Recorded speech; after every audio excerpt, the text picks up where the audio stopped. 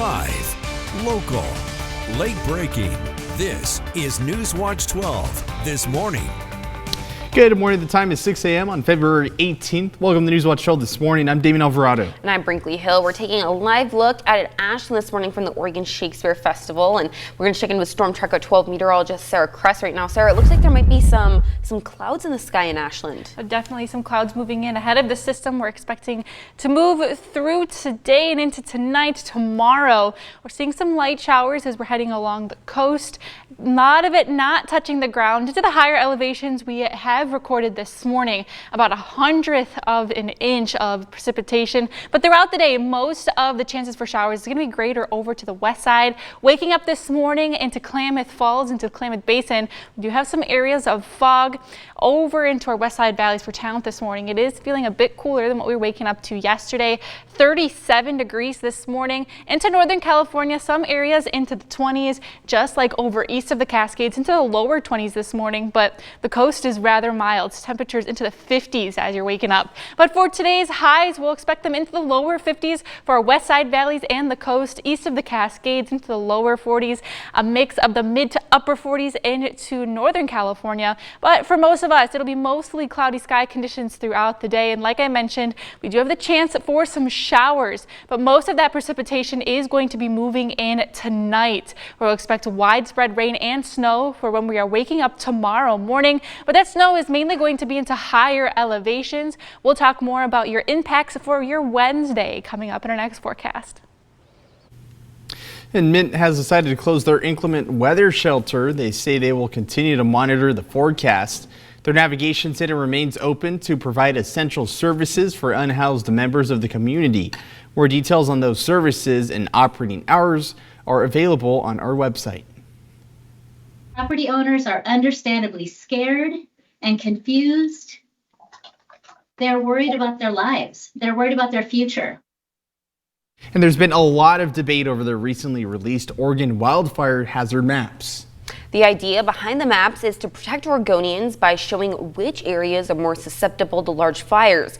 But so far, the response is largely negative. Many residents raising concerns about their property values and insurance prices. Now, Republican lawmakers trying to get rid of this map entirely. Governor Kotek says residents should continue submitting hazard map appeals to the Oregon Department of Forestry up until the March 10th deadline. However, she has put a pause on the appeals process until the legislative session concludes. Kotek says this will allow lawmakers to deliberate potential changes and address public concerns. No matter how diligently property owners manage their land, reduce vegetation, or create defensible space, their hazard designation remains unchanged. Republicans have introduced Senate Bill 678, which would reverse the bill that created hazard maps in the first place, also repealing some funding for community resilience projects and the fire marshal. And the desire to repeal the wildfire hazard map could be bipartisan. Democratic Senator Jeff Golden of Ashland says there's a lot of good ways to fight wildfires, but the maps aren't one. He continued on saying, quote, "With another intense wildfire season already in sight, we have to move forward with what's working well and correct this problem in a way that makes reasonable Oregonians feel heard." This morning, the Klamath Water Users Association says Pacific Power is set to increase electricity costs for irrigation water users. Following orders from the Oregon Public Utility Commission, costs are expected to go up by 11.4% this year. And Pacific Power initially proposed a 22% increase, but KWA fought to put the increase just above 10%. They also say the rise in rates place significant strain on farmers and ranchers, and they remain committed to advocating for affordable and reliable power for their members. Southwestern Oregon Community College in Coos Bay is defending its decision to hire a registered sex offender and former Eugene educator as an administrator. The statement was written by President Patty Scott and recently posted online. It says that in 2010, they hired the now Director of Adult and Pre-College Education and Tutoring, Curtis Buell. Buell was a chemistry teacher at Churchill High School in Eugene when he was indicted on 18 counts of sex abuse in 2007. He was found guilty of inappropriately touching underage students, having them touch him and having sex with a student. Buell was sentenced to 2 years in prison and 5 years of probation. That means he was still on probation and a registered sex offender when he was hired at the Coos Bay campus of the community college. The statement says the college believes in the power of second chances. In an update this morning, both Providence and O&A released statements saying they will return to the bargaining table. Now, this comes 40 days into the ongoing strike. O&A said almost 5,000 of their nurses from 8 Providence hospitals are on strike. And Providence said almost half of their striking nurses in Medford have returned to work. Neither Providence nor O&A will be commenting publicly during mediation. You can find more details on the ongoing strike on our website, ktrv.com. An unoccupied truck was hit by a train in Gold Hill. The truck was abandoned on the tracks before it was struck by the train. The Jackson County Sheriff's Office investigated the incident and identified multiple suspects. 2 individuals, both of White City, have been arrested and cited for criminal mischief and reckless endangering. A wreck in Lake County claimed the life of a Grants Pass woman on Friday. Oregon State Police responded to the single vehicle crash on Highway 140 around 11:30 in the morning. Their preliminary investigation indicated the car left the roadway and rolled down an embankment, coming to a rest on its top. The driver, Laura Keys, was declared dead at the scene. You can find additional details on our website. Hundreds of protesters gathered across Southern Oregon. The President's Day nationwide demonstration protested the actions taken by the Trump administration. The protest follows a slew of executive orders signed by President Trump in the first 4 weeks of his second term. One of the concerns among Rogue Valley residents demonstrating is that President Trump and Elon Musk's Department of Energy and Efficiency attempting to freeze funds for government programs. Have thrown away a lot of what we created by being giving, loving, generous Americans.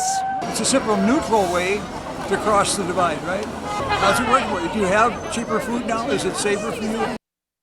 Protesters bringing signs to remind everyone, regardless of political affiliation, to take inventory of your personal life when making decisions about your country. More people gathered in Medford to protest against the president's executive orders. Around 150 people protested at Vogel Plaza as part of this nationwide movement. NewsWatch 12 spoke to one of those protesters in Medford. I've been motivated to come out here since before I knew we were scheduled to come out here. I've been saying we should get out in the streets for weeks now. Essentially, from the moment that Donald Trump was declared the winner of the election, I said we should be out in the streets protesting this already. We have more details about the protest on our website. Now let's check in with gas prices around the region. Prices have risen by almost 10 cents in Oregon over the last week. The statewide average is now $3.70 according to Gas Buddy. Josephine County has the most expensive gas prices in the region at $4.11. Klamath County has the cheapest gas at $3.68. However, in California, Siskiyou County currently sits at around $5.